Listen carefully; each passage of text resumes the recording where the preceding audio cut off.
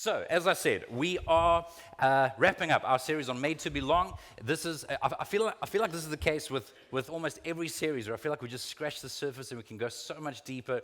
And so I almost want to apologize, but we can only do so much in the time allotted. And so we've been taking a look at just certain practices and principles that will help facilitate. There's no guarantee, there's no formula, but things that will help facilitate the kinds of slowly but surely growing, life-giving relationships that God, I think, has actually desired for us, for His followers, for His family, that people would not be alone, would not feel isolated, even though they might be surrounded by other people. And so we've looked at things like priority, at chemistry, at vulnerability. Last week, Sue spoke into empathy. And today I want to talk about accountability. And right off the bat, let me just encourage you, that word could trigger various feelings for you, various thoughts for you. There are times where we feel like people aren't held accountable enough when they're in positions of responsibility. And then there are other times where maybe accountability has been misused and abused, and where people have been controlled and manipulated. So I'm acknowledging those two ends of the spectrum, and for the purposes of this series, I'm speaking more in the context of a voluntary, natural, organic, relational type of accountability, which I do want to try and unpack as we just take the next few moments together. But first of all, Ecclesiastes 4, verse 12 says, "A person standing alone can be attacked and defeated, but two can stand back to back and conquer. Three are even better, for a triple braided cord is not easily broken." A person standing alone can be attacked and defeated. I really do believe that the people that are attacked the most and maybe defeated in the most destructive way are not typically the weakest. I think that they are typically the most isolated. And so there are many people, again, without going down a rabbit hole and giving examples, I'm sure that many of us can think of people. I remember from a young age already, as I would discover, so in my context, obviously it would be quite meaningful to me when someone that I respected as a pastor or a spiritual leader would where their lives would implode. Obviously, that would raise questions for me, and that has continued to raise questions over my entire adult life. But not so much in the case of how could it happen. I know pretty well how it can happen. Or were they just being hypocrites and deceiving everybody? No, I've actually come to a pretty confident conclusion that in many cases, the people that I've had incredible respect for, I don't think that it was hypocritical or deceptive all along.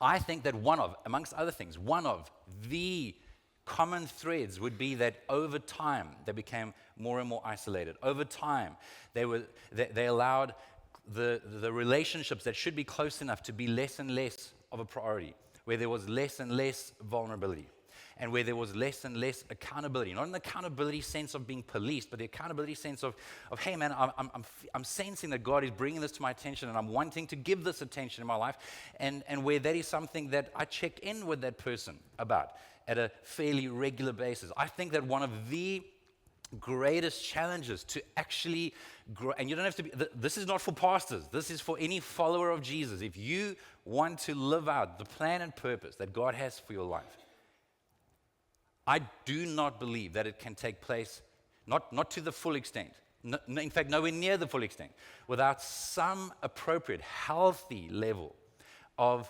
accountability, iron sharpening iron, where you've got my back, I've got your back. You're not alone in this. If you pick up on something, now obviously this requires trust, which is why we've been quite intentional about the order of these messages. Without priority and consistency and a plan, without appropriate chemistry, like there has to be, without something in common, you're not going to build trust over time. You're not going to want to spend, if you don't want to spend time together, you don't want to be accountable, right? Without the beginnings of and then the deepening of vulnerability, and without seeing signs of healthy, not unhealthy, but healthy empathy, we're not going to have the level of trust that is required to grow in vulnerability. In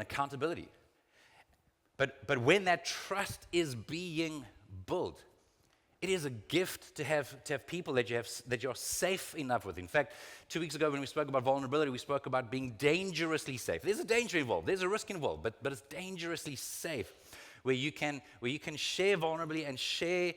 It's one thing to be vulnerable, it's another thing to be accountable. It's one thing for me to say to someone that I trust, hey, I've just been struggling with this recurring distraction or pattern or habit or sin or temptation, whatever the case is. That's one thing to be vulnerable. It's another thing to be accountable in the sense of, hey, and part of the response to that, I feel like God's bringing me to, or inviting me to make this change, or to try and put this protection measure, or to cut out something. Where I am then actually checking in about that thing. That is life-giving, healthy accountability. Now, again, accountability can be misused and abused. And maybe you've even been in a church context where it has been a form of policing, where it's been a form of control and manipulation, or where I didn't want to go down some of the stuff that has happened for people. I just want to acknowledge that it does happen. But I think just like any other tool, just like any other spiritual practice, it very much depends on whose hand it is in. So just like a knife in the hand of an attacker is going to harm and potentially destroy you, a knife in the hand of a skilled, experienced surgeon is going to help heal you. Now, both might inflict pain, but the pain is being inflicted with a different intention and with a different strategy. And so, again, I want to be clear. This is something that you choose to do or not do. This is all absolutely voluntary. I do like how David Kim in his book, Made to Belong, says that accountability is not the unfolding of our own agenda in others. True accountability is helping one another become all that God is inviting us to be in love. So it's not about my agenda for you or your agenda for a friend or a family member. No. I think that a really healthy form of accountability is when I care enough about you that I'm like alongside you. I care about what God, the signs that I'm seeing that God might be trying to develop you or invite you towards something. 2 more scriptures. Ephesians 4 verse 29 says, "Do not let any unwholesome talk come out of your mouths." Just imagine for a moment if you went through a whole week with this verse, like living out this verse. Don't think about the person next to you or someone else on your team or just think about yourself for a moment. If you went through the next 7 days 100% committed to this, do not let any unwholesome talk come out of your mouths, but only what is helpful for building others up, according to their needs, that it may benefit those who listen. Imagine. Can you imagine what your home would be like, whatever those living circumstances are, what your place of work would be like, if you're serving on a team somewhere, or what it would be like if I am determined not to allow any unwholesome talk to come out of my mouth. If I am committed to and I'm prioritizing and I'm determined to only share that which is helpful for building others up. Some of us will be practicing silence for 7 days. Because there's always plenty of opportunity, right? This is not, the challenge is that there's always opportunity for criticism and gossip. So it's actually a choice. It's a discipline for us to choose to prioritize what is helpful for building others up. And then one more scripture, 1 Thessalonians 5 verse 11 says, "So encourage each other and build each other up, just as you are already doing." That word encourage, so the New Testament is translated from Greek. It was written in Greek originally. And so that word encourage was translated from the Greek word parakaleo, which means to come alongside. So it's not on opposite ends where you trying to throw darts. No, you're coming alongside. Throughout the New Testament, that word is also interpreted as comfort or exhort or encourage or admonish. And it's not from afar. It's not online. Because for the most part, there's very little life-giving stuff. There's very little building up of one another online. It's amazing how much more willing someone is to rip someone apart from a distance and the privacy of their screen, where people would be willing to say stuff that they would never say to the person's face. So it's not from afar, it is from close. And the Bible does give it. Now, I'm nervous to give these examples because the wrong people might feel emboldened to become prophets to everybody. No. If you get excited about sharing challenging messages with people, you probably need to slow down a little bit. You probably need to pray a bit longer. You probably need to think a little bit longer. I want to remind you, if you get excited about speaking truth to people, that the fruit of the Spirit has to be more important and has to be first, before, or the avenue through which the gifts of the Spirit are used. So the gifts of the Spirit are things like prophecy, wisdom, even a word of knowledge. So you might have insight. You might even have a word from God for somebody. But if it is not motivated by and able to be done through by the character of God, which is love. So your motive is love, joy, peace, patience. So are you patient? Are you kind? Are you self-controlled? Are you gentle? That has to be the heart with which, if you're going to share a tough message. Anyway, so with that disclaimer in mind, we have examples like Mordecai in the small little book of Esther, who was Esther's uncle, and he was warning her. She was the only person, again, long story, brilliant story, worth reading. It's actually comical in certain parts. But long story short, she was married off to the king who had been duped into agreeing to the murder, to the slaughter, to the genocide of all of Esther's people.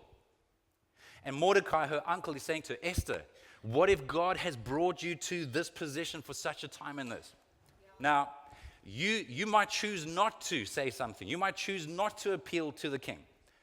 But if you don't, just know that your people will be wiped out. You'll probably be wiped out too, and maybe one day God will raise somebody else up. Like that's a fairly firm word. But if you read the rest of Esther, you know that Mordecai loved her, cared for her, and his motive was healthy. Maybe you're familiar with the story of Nathan the prophet who comes to David while he was king. This would be in somewhere in 1st and 2nd Samuel where David has done some horrific stuff.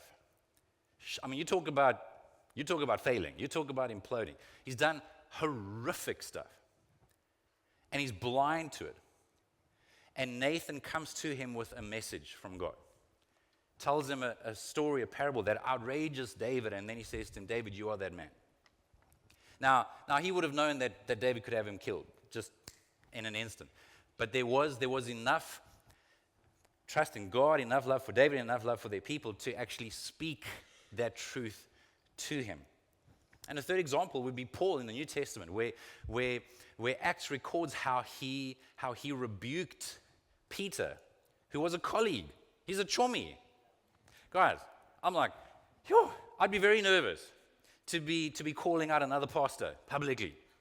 But again, Paul was motivated, I think by a number of things, including Peter's integrity and the hypocrisy that was being modeled to the other new Jewish believers where Peter was all comfortable mixing with Jews and Gentiles until a certain group of very pious Jewish or Judaizers came along, and then all of a sudden he just ate with the Jews. And Paul's like, hey, what's up with this? That's hypocrisy. You know, Peter, that this is that the gospel has opened up the door to everybody. So there are occasions, but I want to encourage you that the heart matters, the timing matters, and I wish I got this right more often than what I do. The how matters. 3 great questions to ask yourself, as mentioned by Craig Ferguson, is: does this need to be said? Does it need to be said by me? Does it need to be said by me now? So if you're even thinking of sharing anything, and it could be a little bit sensitive, these are just great questions. Does it need to be said? Does it need to be said by me? Does it need to be said by me now? So, very quickly, in conclusion of this series, I want to offer a few suggestions. This is not exhaustive by any means, but in terms of accountability practices. Number 1, recognize fears. This is normal. It is normal. I mean, you don't have to be a psychologist or a genius to figure out that even considering making yourself accountable to someone is a little bit nervy. I mean, in fact, I would say that making yourself accountable to someone is probably even more vulnerable than just sharing vulnerably. That's like you're actually giving that person the permission, the right to check in on you. So that's an obvious fear of, well, what if I'm judged? What if I'm shamed? Or on the other side, let's say someone has asked for you, whatever language they use, but to have this relationship where you do speak into each other's lives, where if you pick up on a blind spot, you can talk to one another. Well, then, if you're the person that feels like there might be something to share, there might be the fear of getting it wrong. Hopefully there's some fear of getting it wrong. Yeah. Again, if there's no fear of getting it wrong, maybe wait a little bit longer. Yeah. But I think that there should be a healthy fear of what if I get this wrong? What if I'm misunderstood? What if I actually discourage the person instead of encourage the person? These are very, very understandable fears. And I think that you can mitigate some of that by using slightly more tentative language, like I've been wondering, or I have noticed. Now, obviously, you can say that in a manipulative way or in a very sincere way. Hey, Reese, I've noticed over the last several months that any time this person comes into the circle, you seem to get a little bit like tense.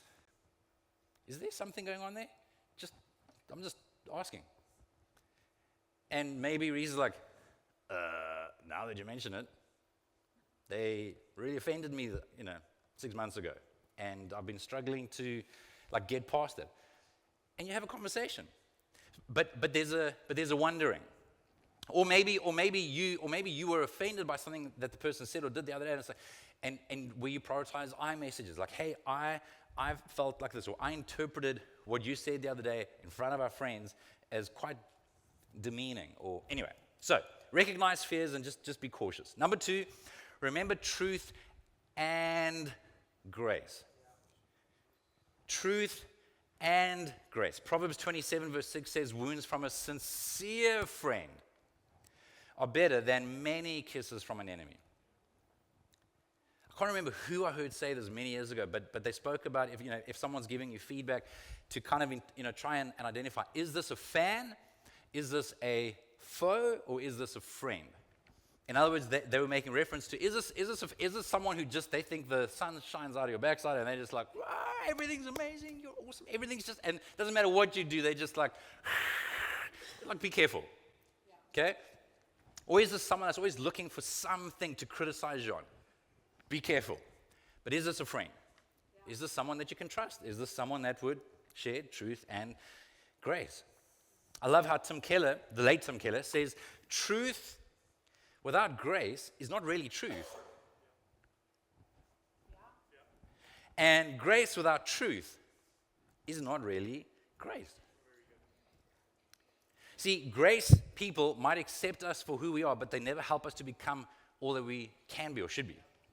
And truth people might demand that we become who we should be, but struggle to love us on the journey. Whereas godly people care about grace and truth, love us the way we are, and enough to patiently journey with us as we are becoming who we should be.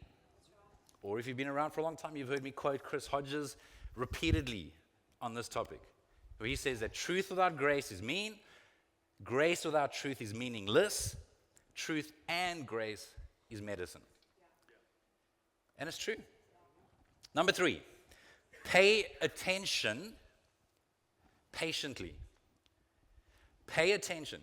Try and discern, and do so patiently. We have to actually know where a person is to give what they need most.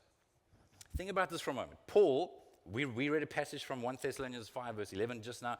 3 verses later, in verse 14, he says, brothers and sisters, this is in the New Living Translation, we urge you to warn those who are lazy, encourage those who are timid, take tender care of those who are weak, but be patient with everyone. I'm using 2 translations because I like how it balances it out. In the NIV, it puts it this way. We urge you, brothers and sisters, warn those who are idle or lazy and disruptive, encourage the disheartened, help the weak, Be patient with everyone. So can you imagine what it would be like to warn or rebuke or correct the discouraged, the disheartened, or the weak? That's not what they need in that moment. And again, that's why you can be right but be so wrong in when or how I or you do something. For the idle and the disruptive or the lazy, he says, warn. But again, even there, like there's a way to warn that just pushes the walls up, and there's a way to warn that is a gift. And again, that has a lot to do with the person's heart. Proverbs talks about those that take correction and thank you for it, those that just ignore it, and those that actually turn on you. So yes, the person's heart matters, but also how I do it can make it a lot more helpful or hurtful. For the disheartened or the discouraged, man, all they're needing is to be encouraged. Yeah. To encourage is literally to put courage back in. It's to speak life. Yeah. When I was talking with Jethro yesterday, I was saying to him, Jethro, come on, man, you know God can create something out of nothing. That is encourage. I could see and hear with him. It was putting courage back in where there's just a moment of discouragement. Because it's not that he doesn't know this. He's just needing to be encouraged. He knows truth. He's praying. He's doing all the right stuff. But I'm reminding him, you're a human being. Jeff, you're a human being. Like this is painful. This is grievous. There's the unknown. He's needing encouragement. And with the weak, help. And I love that term in the NLT where it says with tender care. There's a tenderness. If someone is weak, they don't need you to come bashing in, telling them what they have to change. No, there's a tender care that is required. Number 4, speak specific encouragements. Pray specific prayers. I don't know if this is just a me thing. I've never asked anybody else if they've noticed this or felt this way. So if I can make a very quick confession. Is that okay? Just bear with me. Broad statements, broad encouragements mean very little to nothing to me. For someone to just say, hey, you're awesome, or hey, you're amazing, or I'm like, okay, cool. But when someone is actually specific and they've noticed something or they're paying attention, it is so much more life-giving, so much more powerful. I will try, and I don't always get this right, but if I'm feeling like I need to send a message to someone or encourage someone or whatever, I will try and be as specific as possible as to what I appreciate about them, what about them means something to me, what it is that I value about them. If I'm praying for them, I will try and be as specific as possible. I am praying that you will experience the presence of God right now, a sense of Him smiling on you, a sense of reassurance. I'm praying that He'll give you the strength that you need in the meantime. But to be as specific as possible.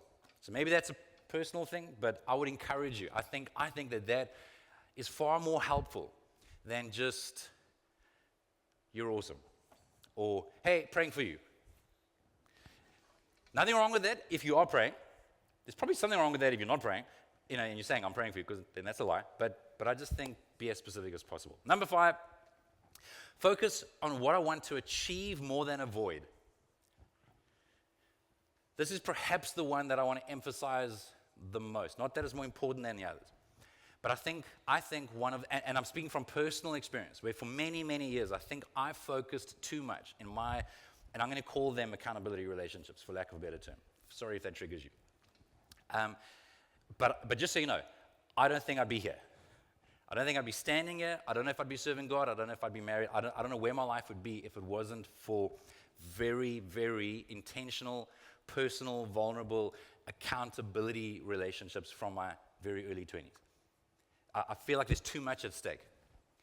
But I think that for too long, for too many years, my focus was on what I'm trying not to do, on the sin I'm trying to avoid, or the habit I'm trying, as opposed to actually, now it might include that, but I want to encourage you to actually emphasize what you are trying to do. Yeah. Emphasize what is life-giving, and emphasize that habit or that practice or that thing that you're trying to put into your life a little bit more, because that's going to help strengthen you and protect you. And so focus more on what you are wanting to do, who you are trying to become, and know that it's going to be nuanced, but it's more holistic than just what I don't want to do. By the way, that's what religion does. Religion and morality just focuses on what you're getting right and what you're getting wrong. And there's an element of truth in that.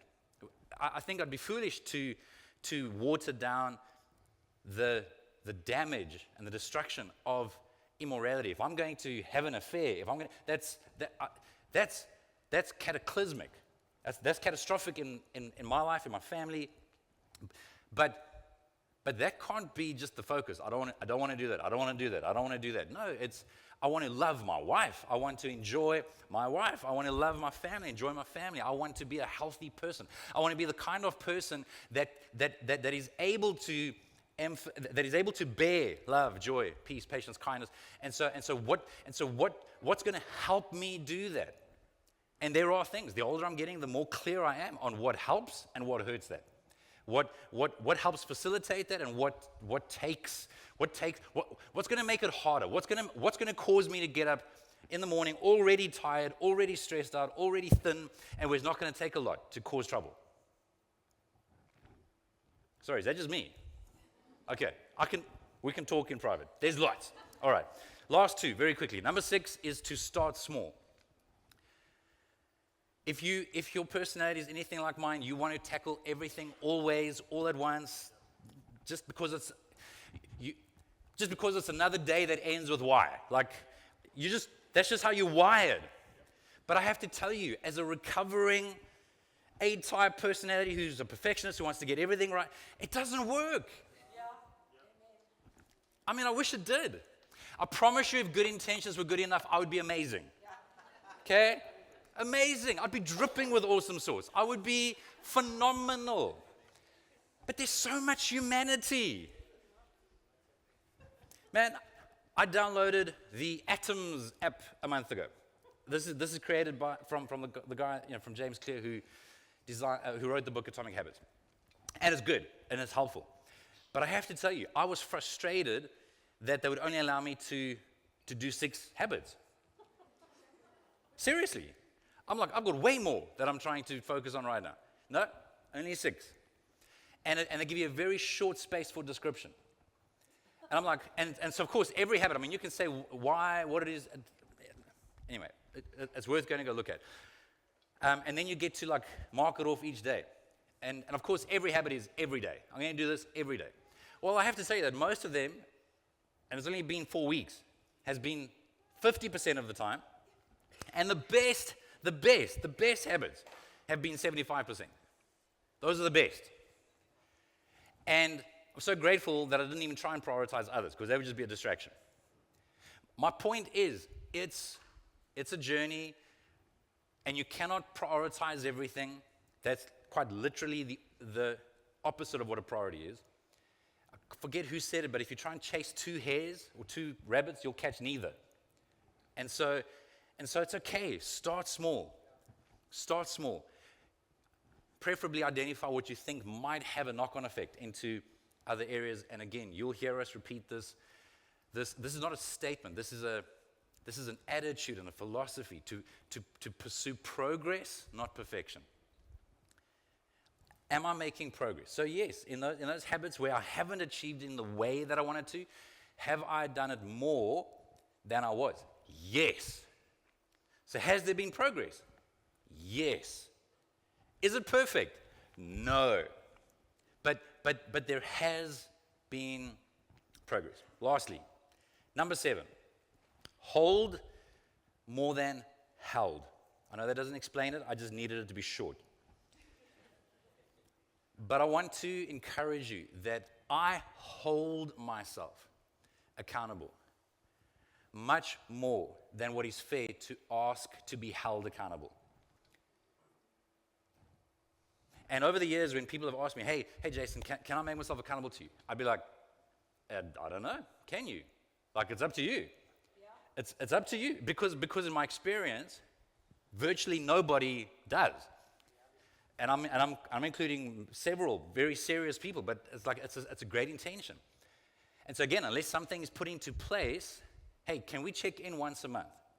And again, my response will always be, you drive it, you send the invite, I'll absolutely.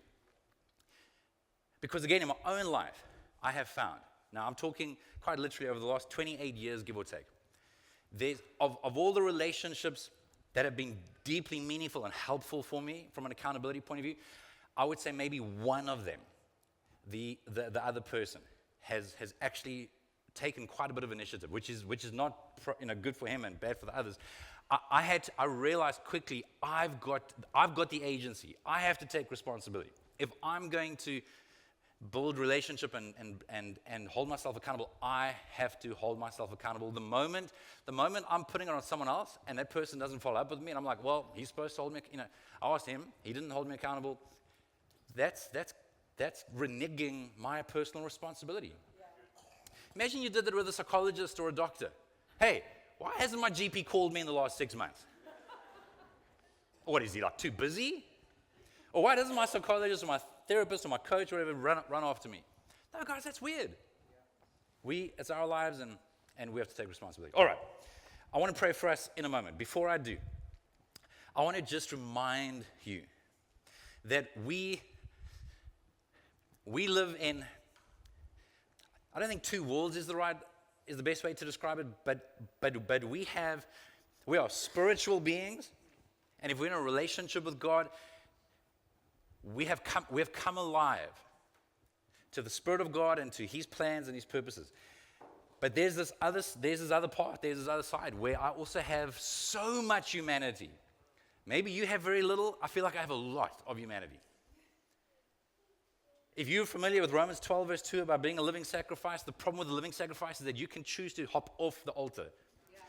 And maybe you jump back on again, and then you hop back off again. And then you jump back on again, and then you hop back off again. And so what I want to just leave you with is this idea that when we are able to think clearly enough and slowly enough and deeply enough, which is very seldom for most of us, just because of how busy and distracted we are. But when we're able to think a little bit more deeply, when we're able to tune in just a little bit more to the Spirit of God, which we'll talk more about from next Sunday, I think that there's something in us that kind of starts to bubble up where we have, to some degree or another, a realization or a revelation that actually I do want Jesus more than this. Actually, I do want the life that He has promised and offered to me. Yes,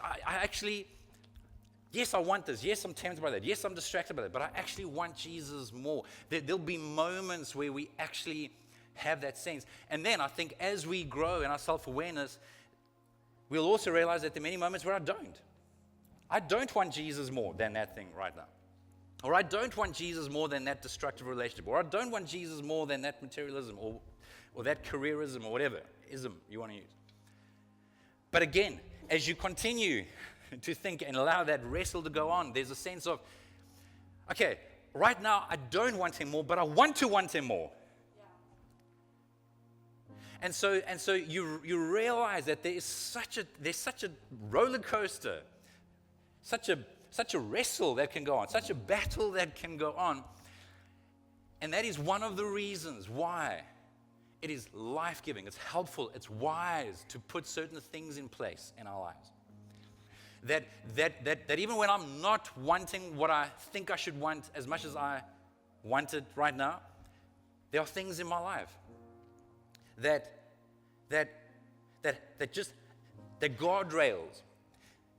There's an anchor, and there's kind of like a bungee cord attached. So even though I might allow myself to be taken by a current, eventually that thing gets so tight and it like pulls me back.